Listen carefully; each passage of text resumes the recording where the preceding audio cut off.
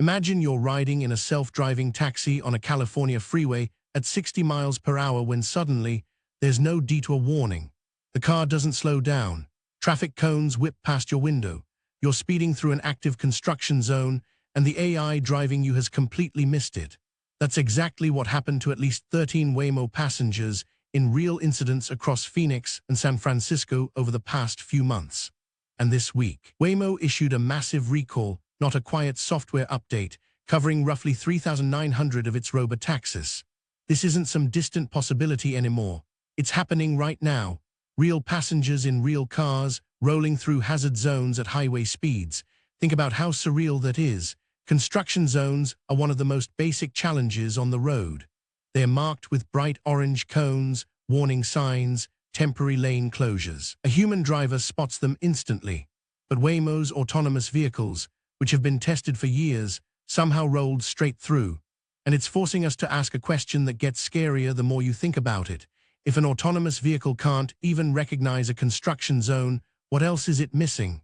Here's what went wrong, why this matters so much, and what this fourth recall in 2 years tells us about where driverless technology actually stands. So how does a state-of-the-art autonomous vehicle miss something a 5-year-old could spot?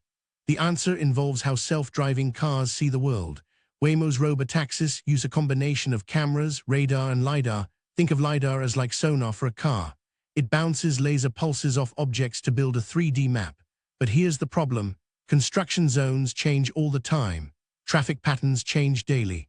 Cones get moved, ramps get closed. Temporary barriers appear overnight. A self-driving car's perception system learns from training data, millions of hours of footage showing what a normal freeway looks like. But training data gets old. It captured roads on normal Tuesday mornings, not dynamic construction sites with unexpected hazards popping up every hour. The Waymo vehicles involved in these incidents were traveling on freeways where ramps had been recently closed. Exactly the kind of temporary change that training data might not fully represent. So when the car's perception system looked at those closed ramps, it didn't trigger a red flag the way it should have. Instead of saying that's not where the road should be, it either missed the closure entirely or didn't weight it as a serious problem. Add in poor weather, time of day variations, or just an edge case the training didn't cover well. And suddenly, a 60-mile-per-hour vehicle rolls straight into a construction zone. But this wasn't just a software glitch in a lab. It was a real failure happening 13 times over the course of a few weeks.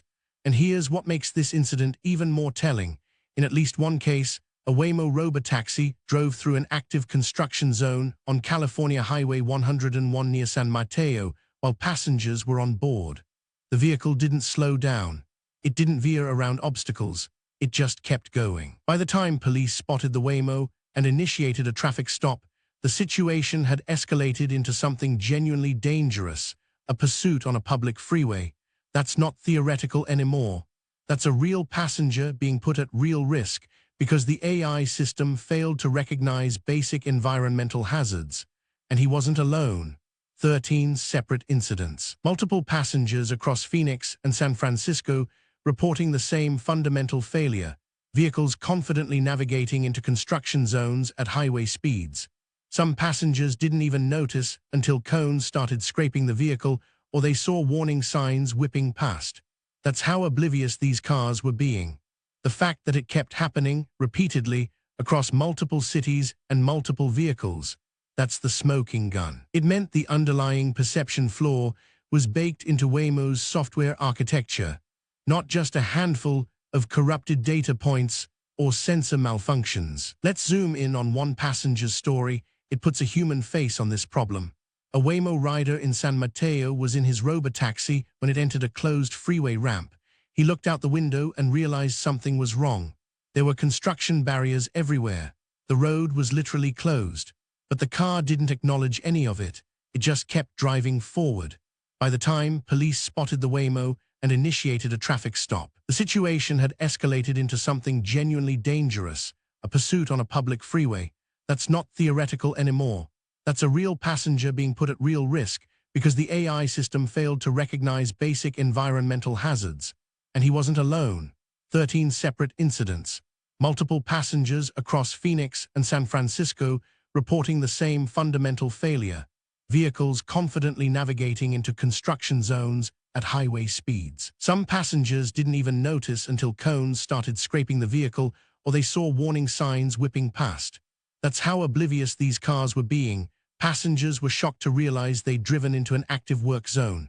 The most terrifying part: these weren't edge case scenarios. Construction zones are everywhere on American freeways.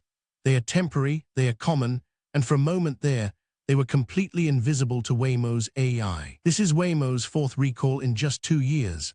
Fourth, and I want you to really think about that for a moment. Traditional automakers do issue recalls. They're expensive and messy, but they happen regularly.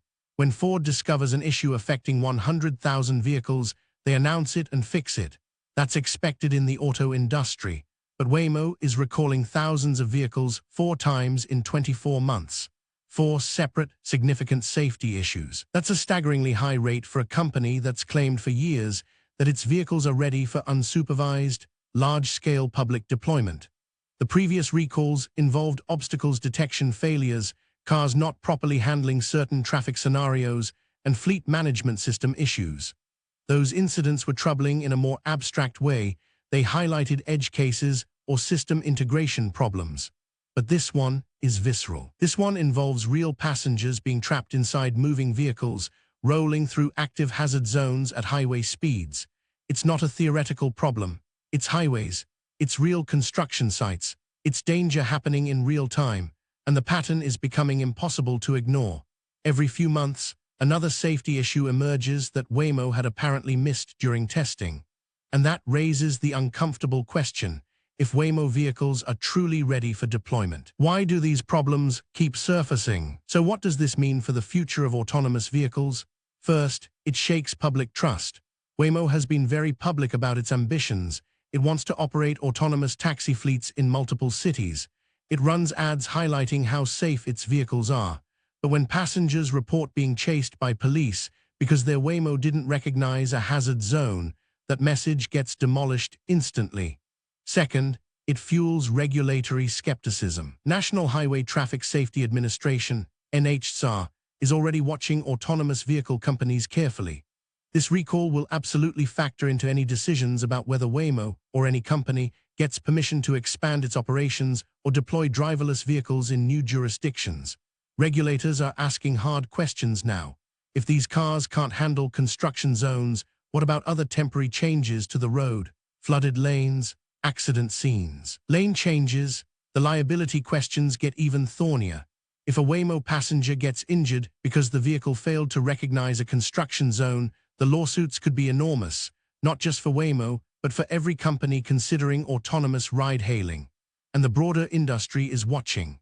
If Waymo, one of the most advanced autonomous vehicle companies, can't solve this problem, what does that say about competitors who are further behind? This incident doesn't just hurt Waymo. It raises uncomfortable questions about whether the entire autonomous vehicle industry is ready for the real world. So what's Waymo doing to fix this? Here's the immediate response. Waymo has temporarily restricted its autonomous fleet from freeway driving until a software patch gets deployed. So right now, today, Waymo Robotaxis in Phoenix and San Francisco are staying off freeways entirely. They're still operating on city streets and local roads, but the highways are off limits until the problem is solved. That's actually a reasonable move. If you know your perception system is missing construction zones, you don't send your cars down freeways until you've fixed it. The software fix itself is targeted at how the vehicles detect and respond to temporary road changes. Waymo engineers are presumably retraining their perception model with additional data about construction zones or adjusting how aggressively the vehicle responds when it detects uncertainty in the road layout. They're also likely hardening the system so that if the car is even slightly unsure about a lane or ramp closure, it errs on the side of caution instead of proceeding confidently. But here's what's crucial to understand. A software fix takes time to validate. Waymo can't just push an update and immediately resume freeway operations. They need to test it extensively in simulation, then test it in real-world conditions, then monitor it carefully for edge cases. That means weeks, possibly months, of restriction. And that highlights the real issue. If Waymo's testing caught this in the field rather than before deployment, what other problems are still out there? Here's what this whole incident tells us about where we actually are with autonomous vehicles right now. We are not there yet. Waymo has invested billions of dollars into autonomous taxi development. It's the most advanced company in the space. But even after years of testing, even after millions of miles of simulation, its vehicles were still failing to recognize construction zones, one of the most basic challenges on an American freeway. That doesn't mean autonomous vehicles are impossible. It means we're at a stage where the technology is impressive in controlled environments, but still crashes into real-world complexity. The industry is moving fast, maybe too fast, to deploy these vehicles at scale before every edge case is handled.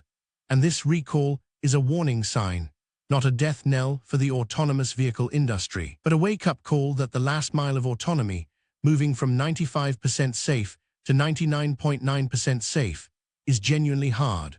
What to watch from here? How quickly does Waymo fix this? How many incidents happen in other autonomous vehicle programs while Waymo's on restriction? And most importantly, will regulators slow down deployment timelines for the entire industry, or will they let companies keep pushing forward and learn through recalls? That's the real question driving the future of self-driving cars. Follow for daily AI news to see how this story develops.